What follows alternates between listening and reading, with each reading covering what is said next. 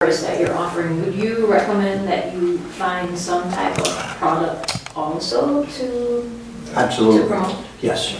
Yes. Why wouldn't you? Yeah. We talked about it's called productizing. productizing. No, I know, but that. Yeah.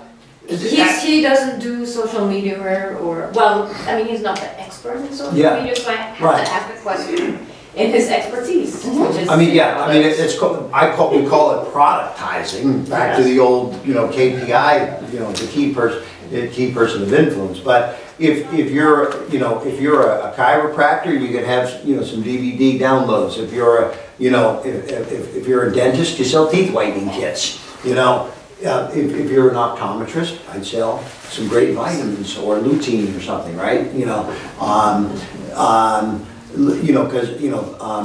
lutein. I think we talked about it. By the way, I'm sorry, I found a great product for you. It's called a little the peeps. Yes, I was just saying peeps.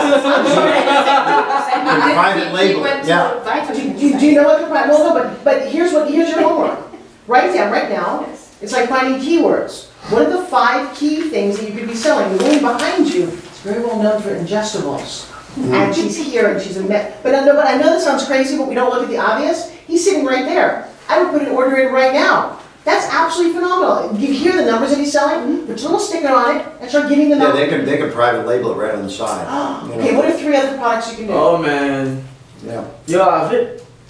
Yeah. You could be in the carrot juice business. Natural eyes. I don't know. Just think about it. Yeah.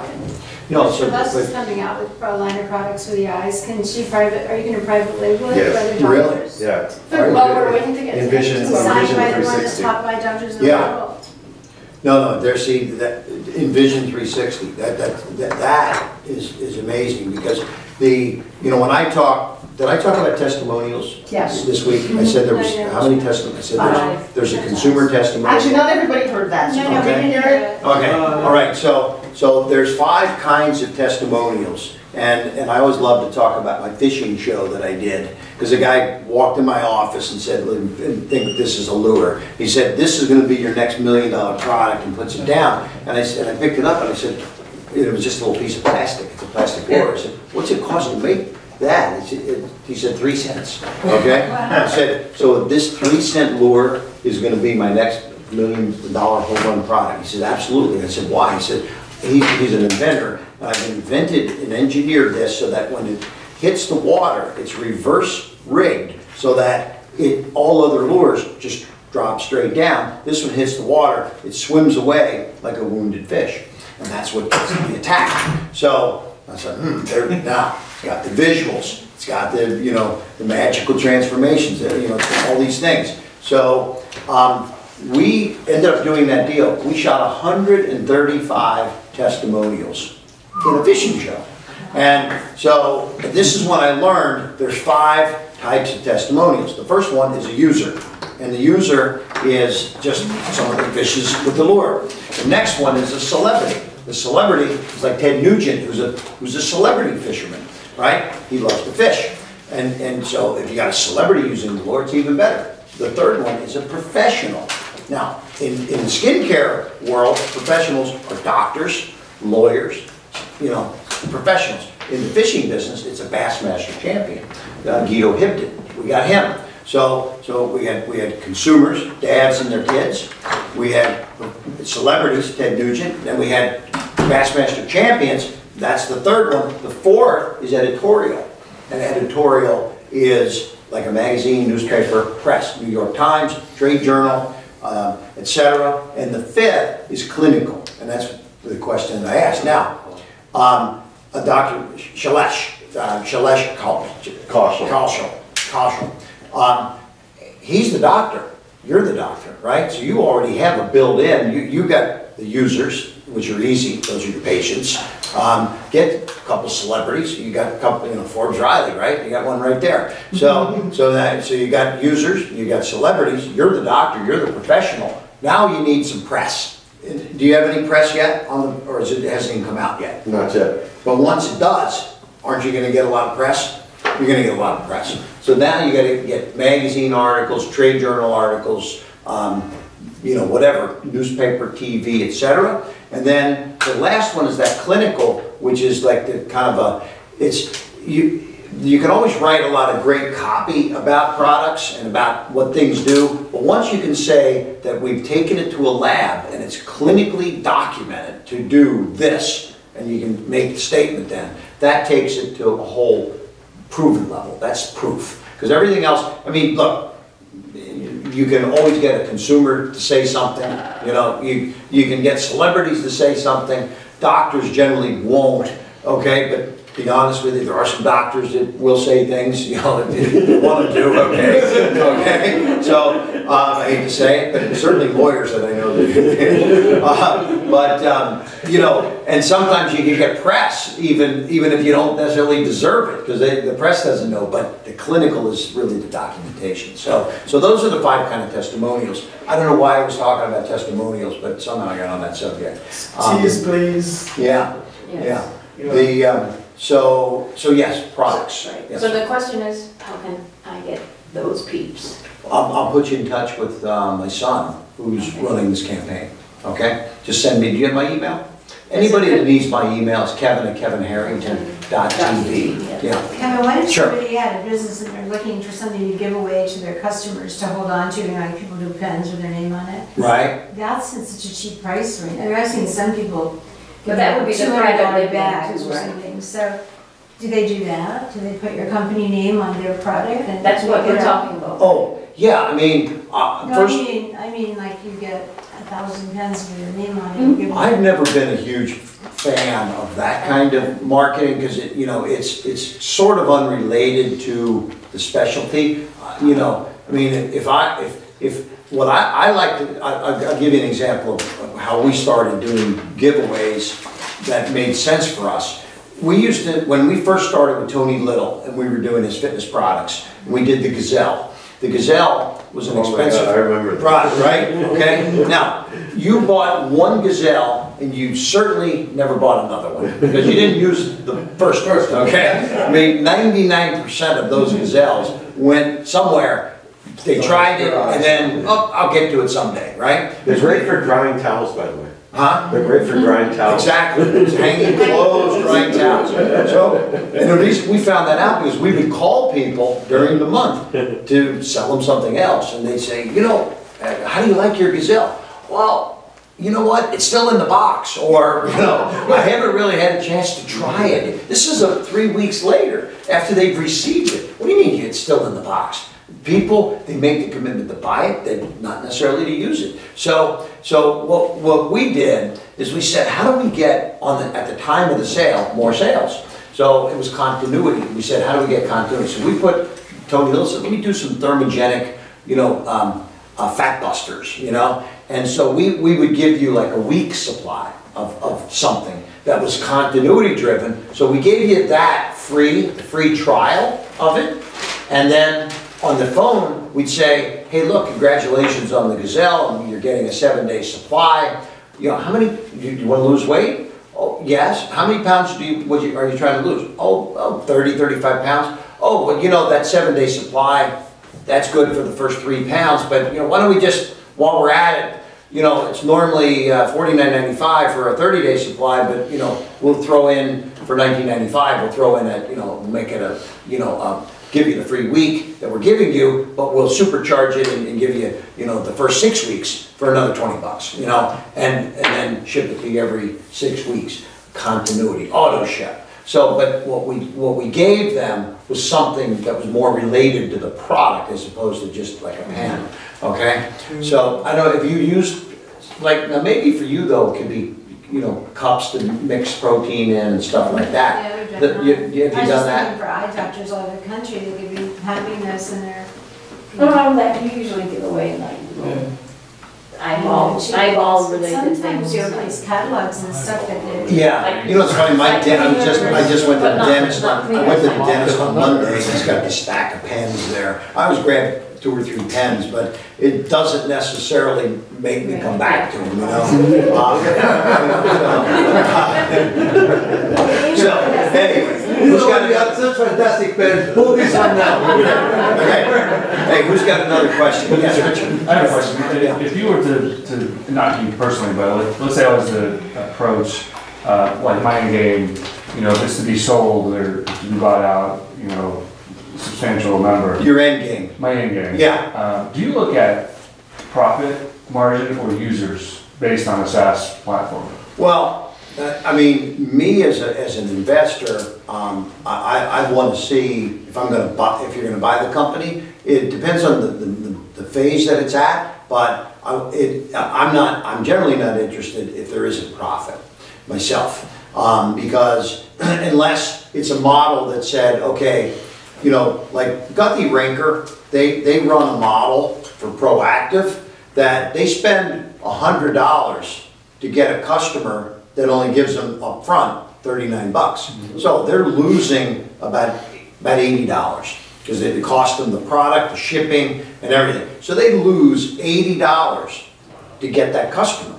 But depending on their financials, but that customer is going to average $300 in revenue.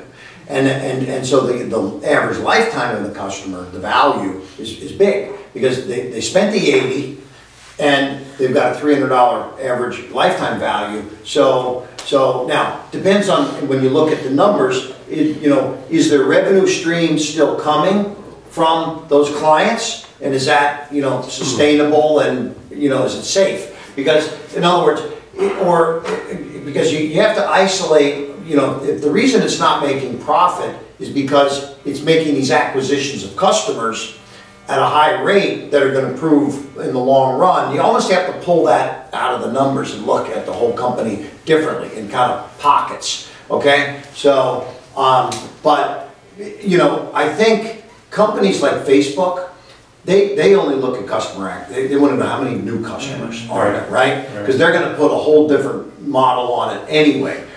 You know, if I'm only looking at it to keep it in a standalone situation, I generally am going to want it to show profits.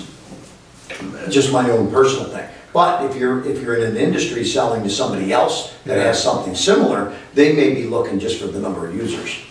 And that was kind of the models we were looking at, is keeping the price low, going after the masses, you know, and like off the record, you know, Facebook has called twice in the last month. Yeah. And it's nice. So now I know, you know, that's out there.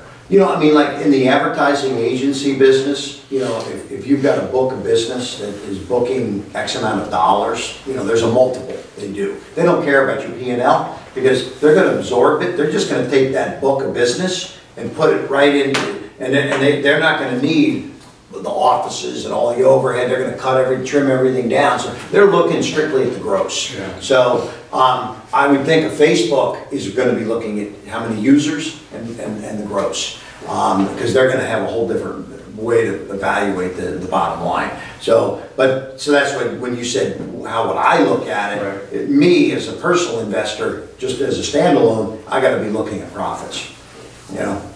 So you have that. Yeah. Yes. Are you talking about for your slide for the cloud thing for Facebook, what they're looking at? Kevin's going to look at profits, but Facebook and look at Snapchat, they're not profitable. They're going to look at what you have, like users. I mean, users in tech is going to be everything, and adoptability and how quick it did and how much you're growing month over month in users. They're not expecting you to be as profitable as Kevin would want you to be. I'm just going to tell you because I have a lot of tech friends, and it's crazy. I'm in the wrong business. I need to be over there where profits don't matter. I can blow the whole thing up. I was like, but I mean, that's the truth. And so it's like Kevin, we were talking about in another meeting, you just have to figure out how much you can afford to pay to get that customer and get as many customers possible. And if you don't have an investor to finance your growth, because that's what you're really asking someone to do. You're asking someone to believe in your vision, and you're asking them to finance your growth. That's what you're asking them to do. Or to get profitable, which is what Kevin, in this particular example, will be asking you to do.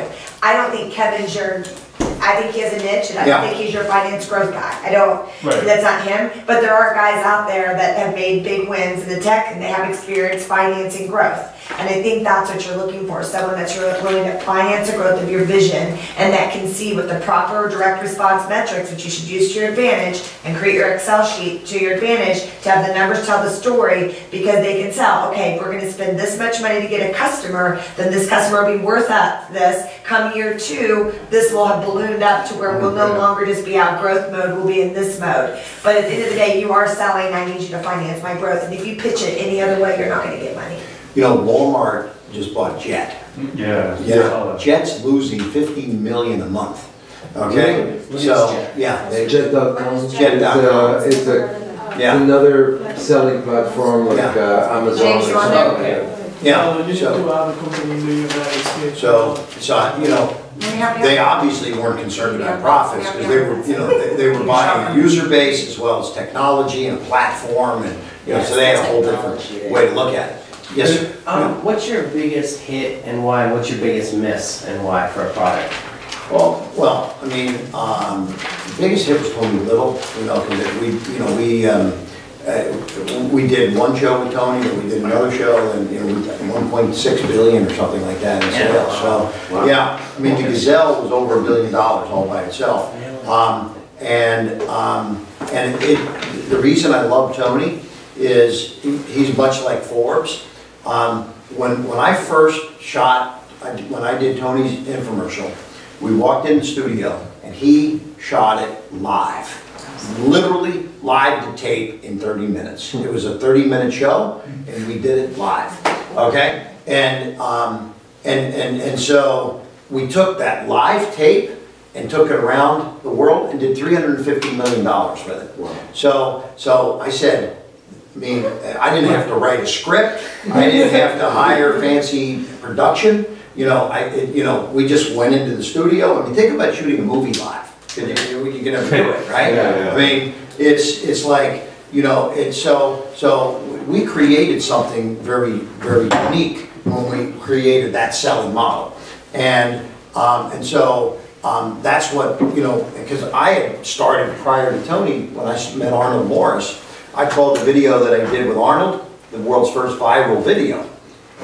I met Arnold at the Philadelphia Home Show. He had a knife and he was cutting into a Coca-Cola can and shoe leather and all kinds of stuff. And I'm watching him and people, you know, attacked him afterwards. He said, for the first 10 people, I got 6 free steak knives, and then, oh, if you, the next, you know, wait a minute, an extra Ginsu knife too. So, boom, they just attacked him. So we taped that, put it up. That did hundreds of millions of dollars. So you know, that's how I started, was, you know, just taking these kind of viral videos and taking them around the world. And so somebody, back to Leon's question, what I would look for, I look for something that had a pitch, that had a magical transformation, that had the right margins, had a multifunctionality, et cetera, et cetera. So that was my best one. The worst experience in terms of a deal, and this one, you know, I'm not overly excited about, but it relates to Tony Little, because Tony Little, imagine when you're doing, you know, hundreds of millions of dollars, Tony was getting a check for $1 million a month at one time, cash. I mean, he would come in, pick up his check, and everybody would be like, that guy is, because I mean, this is all from live. Yeah, these are live shows that he showed up for and shot in 30 minutes, and now he's getting millions.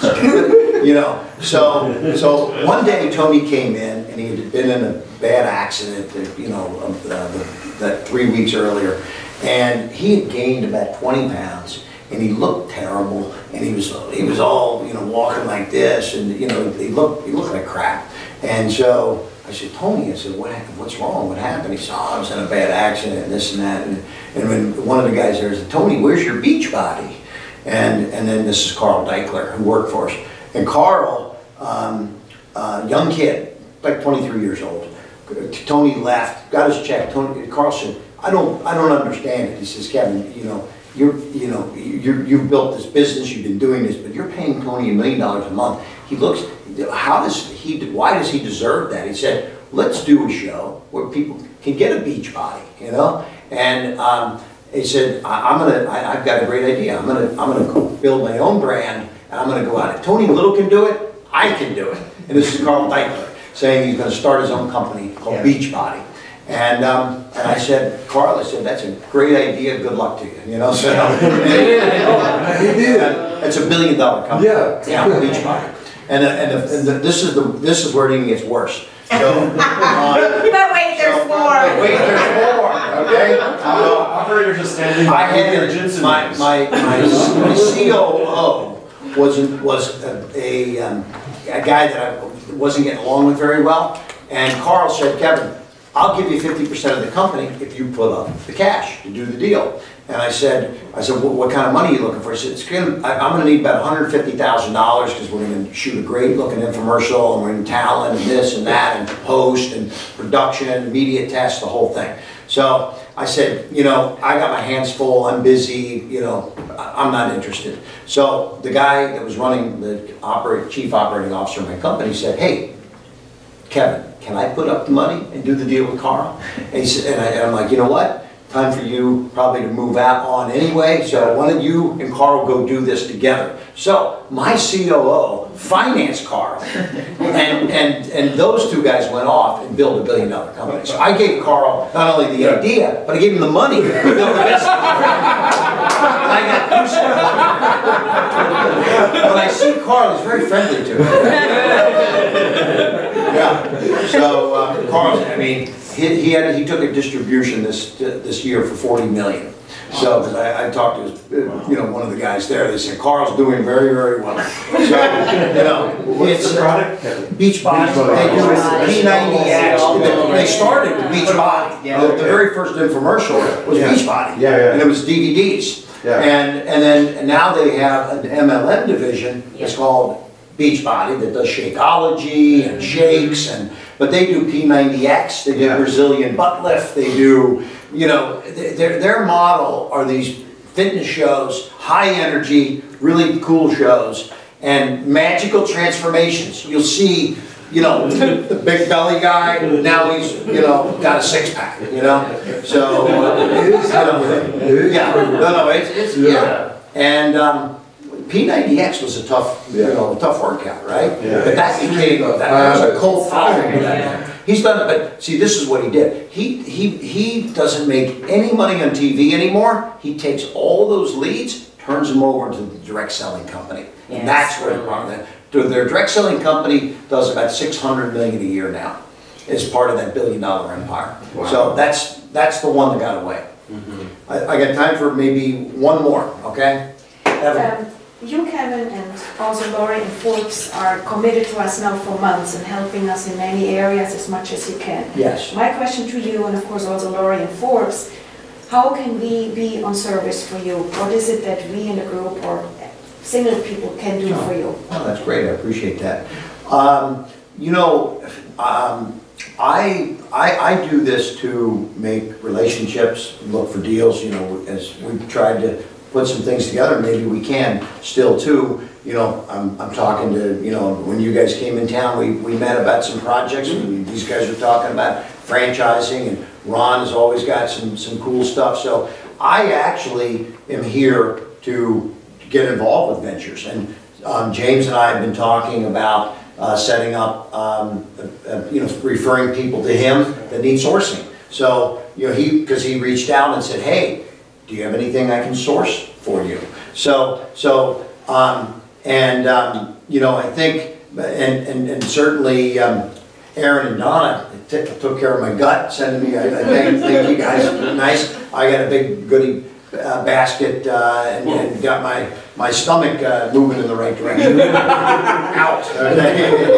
Yeah. So, you know, I think, you know, I like projects, I like deals, so I like opportunities, and I think if there are any other versions of what you're doing, you know, I know we met with my guys and Stefan about the money back international thing. It's a little bit complicated, but I appreciate, those are the kinds of things that I like though, are seeing if there's other business that we can be doing. So Justin and Dee, we talked about maybe doing some videos together. So I'm open to doing, you know, business, and, you know, if it involves Zoic, then, you know, we bring Zoic into the project as part of it. But in some cases, you know, it's me just helping out, doing something, and that's cool too. So, but yeah, I'm open for any kind of opportunities. So thank you for that.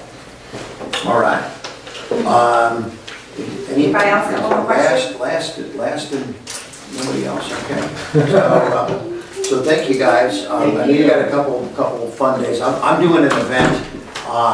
It's in don't know if I brought it with me or not. Well, you know, one thing that could help us with, Kevin, if you guys would want to be going to help us, is our Zoink event in January. I got an affiliate Helping program. us get people to come to the event, let them know how much it impacted your lives, and be like, dude, it's totally worth it. And you just coming to that first event in January that you guys missed, but it's worth coming to. This is tomorrow. Do you have flyers or something? Yeah, we have. Me and Damon John are in Norfolk, Virginia. Damon John and myself. That's why I have to get out of here, because I'm doing this Norfolk event, and it's a kind of a quasi, it's not endorsed by Shark Tank per se, but it's good to, I love staying in touch with the sharks. I go on stage with Damon, I go on stage with Kevin O'Leary. I just finished Herjavic's wedding, and did the Dancing with the Stars girls. So it's kind of cool to stay engaged with all the sharks, because it's been a great brand and a great global business reality. It's the #1 business reality show in the world. So I enjoy staying in the loop with all those guys. So when we originally, we were doing 2 days, 4 days, whatever, and this was the last day of all this. I said, I gotta get to Norfolk. So I'll be there tonight and then be on stage tomorrow. So. And beside opportunities, as far as I understand, you're all interested to get speaking engagement. Yes, yeah. Not so much. I do, I do speaking engagements, like this one in particular is like, it's between 1,000 to 2,000 entrepreneurs that are coming to a big event in Norfolk. So it's a speaking engagement, but there'll be some project flow that comes back. Because that's where these kinds of things come from me going to those kind of events. And because this is the stuff that I love. Right. And I turn these kind of things back over to my team. I've got a digital agency, I've got my son, I've got, we've got a group of companies that we're involved with. So, I try to focus on the best way to where does it best sit inside the organization we've got. So have you done those shows also outside of the United States, like China, Asia, anywhere? Because these type of shows are known there too. Yeah, I do a few. The international ones are a little tougher just because of the travel. It can take a day to get there, a day there, and then a day back.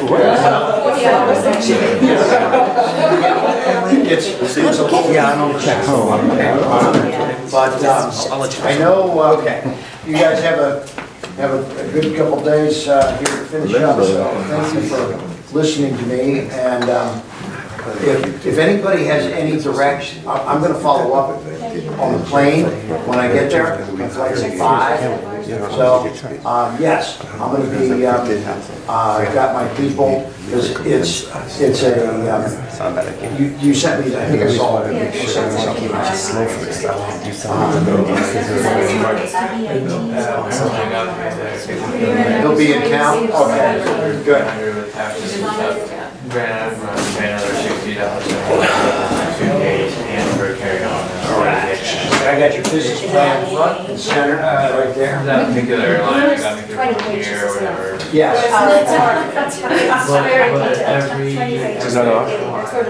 I turned off. The best is, it's got to start good, I hope.